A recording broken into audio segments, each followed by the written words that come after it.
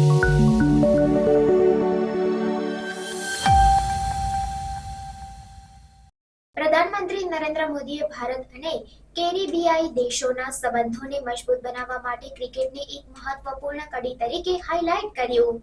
પ્રધાનમંત્રી નરેન્દ્ર મોદીએ ગાયાના જ્યોર્જ ટાઉનમાં બીજી ભારત કેરેબિયન સમિટ દરમિયાન ભારત અને કેરેબિયાઈ દેશો વચ્ચેના સંબંધોને મજબૂત બનાવવા માટે ક્રિકેટની ભૂમિકા પર ભાર મૂક્યો. તેમણે જણાવ્યું કે ક્રિકેટ માત્ર એક રમત નથી, પરંતુ ભારત અને કેરેબિયાઈ લોકો વચ્ચેની મહત્વપૂર્ણ સાંસ્કૃતિક કડી છે.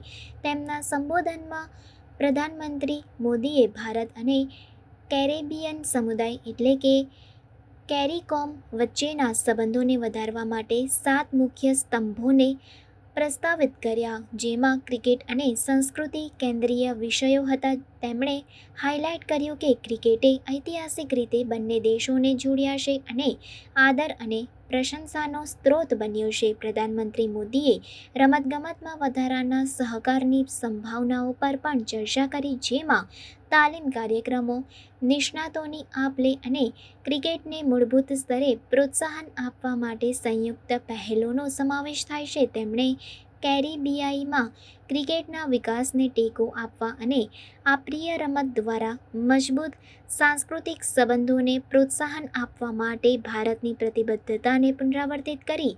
સમિટમાં કેરેબિયાઈ નેતાઓએ ઉત્સાહભર્યો પ્રતિસાદ આપ્યો, જેમણે ક્રિકેટની એકતાની શક્તિને માન્યતા આપી અને આ સહકારને વધુ આગળ વધારવા માટે ભારત સાથે નજીકથી કામ કરવાની ઈચ્છા વ્યક્ત કરી.